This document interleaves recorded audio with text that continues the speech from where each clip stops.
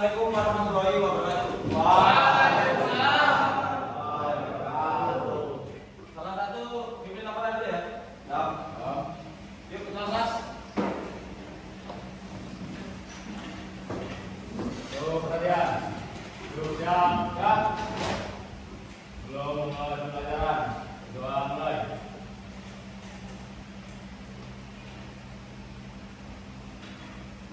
Baik. Selamat pagi. Ya, pagi semuanya. Bagaimana kabarnya pagi hari ini? Alhamdulillah. Baik semua ya. Ada yang kurang tidur atau kurang fit? Ada yang Kurang fit ya. kurang fit ya? Sama semangat. Baik. Sebelum lanjut, saya presentasi dulu ya. Ada yang nggak masuk atau berdiri? Oke, saya presentasi ya. Jadi yang pertama, Abiyur Raka Nur Pratama. Alexander Nugroho Saputro. Alif Azul Askarobi. Alfa. Alif Rizky. Pratama. Alfa. Ridwan Sani. Secondman. Juligis. Joel Gila Kamalian. Joseph Ray. Ada yang belum panggil? Sudah semua ya? Baik.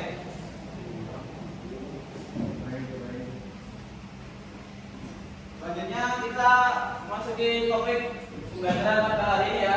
Jadi kita pada pagi hari ini akan membahas tentang kontrol atau kontrol mobil saja. Nah, tujuan dari pembelajaran ini yaitu untuk siswa dapat mengetahui bagaimana cara pesawat bisa bekerja atau bisa terbang. Itu ya. Langsung masuk ke materi.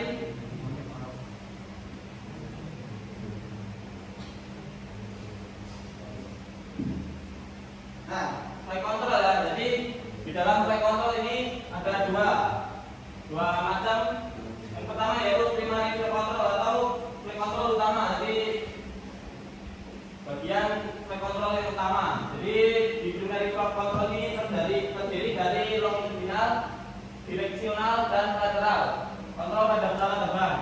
Dan flight control utama digunakan untuk gerakan pesawat terbang pada 3 aksis atau 3 sumbu, yaitu sumbu longitudinal, sumbu vertikal, dan sumbu lateral. Nah, jadi yang berikutnya itu ada flight control secondary flight control atau flight control pembantu atau flight control tambahannya. Jadi pada secondary flight control ini memberikan tambahan daya angkat atau lift saat take off atau lepas kandas dan landing atau mendarat. Jadi dia dapat mengurangi kecepatan pesawat saat terbang, mengurangi kecepatan saat landing atau mendarat, dan membantu dengan flight control utama. Nah, ini adalah dua macam dari flight control atau kontrol mengemudi dari pesawat.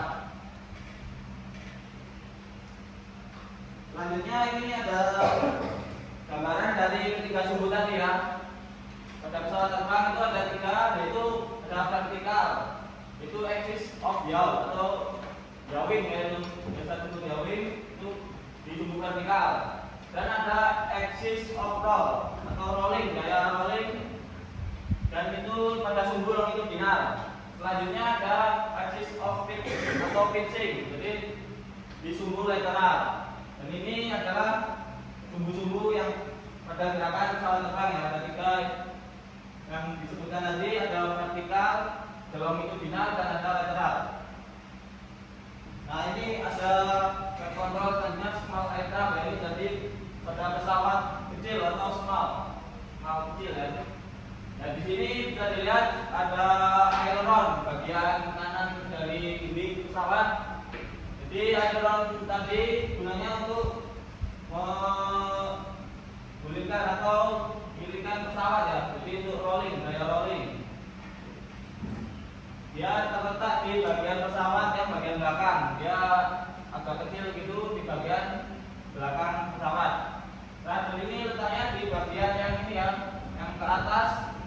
Dia gunanya untuk membelokkan pesawat atau yawing ya, untuk membelokkan pesawat ke kiri maupun ke kanan gerakannya. Selanjutnya ada elevator di belakang. Elevator ini kegunaannya untuk membantu pesawat pada saat naik maupun turun atau saat take off maupun landing. Ya, operasinya menggunakan elevator. Dan ini adalah kontrol-kontrol dari pesawat. Ada yang ditanya kan? Ada. Kalau ada yang ngantuk, berdiri dulu. Kita breaking dulu. Ya, sekali lagi. Ayo berdiri. Biar nggak ngantuk ya. Jadi kalau saya bilang selamat pagi luar biasa ya. Selamat pagi. luar biasa. Kurang semangat, lagi. Selamat pagi. luar biasa. Oke, baik. Silakan duduk kembali.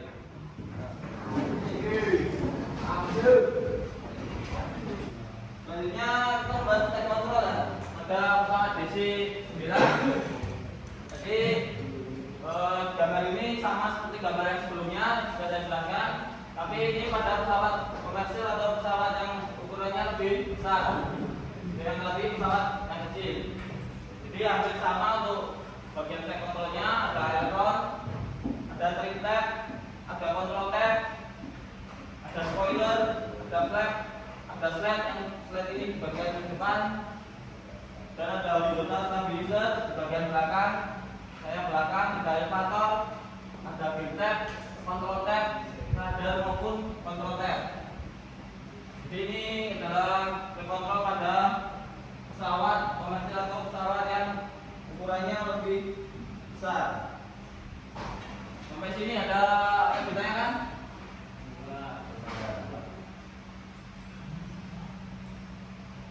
Nah, slide apa?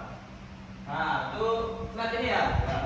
Nah, slide ini kegunaannya adalah untuk membantu pesawat pada saat naik atau pada saat turun, dan juga bisa untuk membantu penerimaannya. Jadi sampai di sini ada yang ditanyakan? Silakan yang mau tanya atau yang kurang jelas. Oke. Fungsi gear tab ya. Nah, fungsi gear tab atau yang di belakang itu ya, dekatnya elevator itu adalah untuk membantu pesawat saat penerimaan, sama kayak trim tab. Nah, yang depan ini ya trim tab sama, itu fungsinya kurang lebih juga sama. Jadi dia untuk membantu penerimaan atau membantu speed brake pada saat pesawat landing di landasan. Jadi sama, itu tempatnya juga di saya, tapi yang saya belakang hampir sama dengan trim tab. Sudah jelas? Ya, dan ditanyakan? Jika tidak, lanjutkan. Baik. Cukup sekian ya materi yang hari ini sudah dijelaskan. Ada yang bisa menyimpulkan untuk kegiatan pembelajaran pada pagi hari ini? Atau mau saya tunjuk aja ini? Coba ini Mas Maki jelaskan atau simpulkan pembelajaran yang sudah dijelaskan pada kesempatan kali ini. Ya, buat pembelajaran pada pagi hari ini, yaitu teknik kontrol itu sangat penting.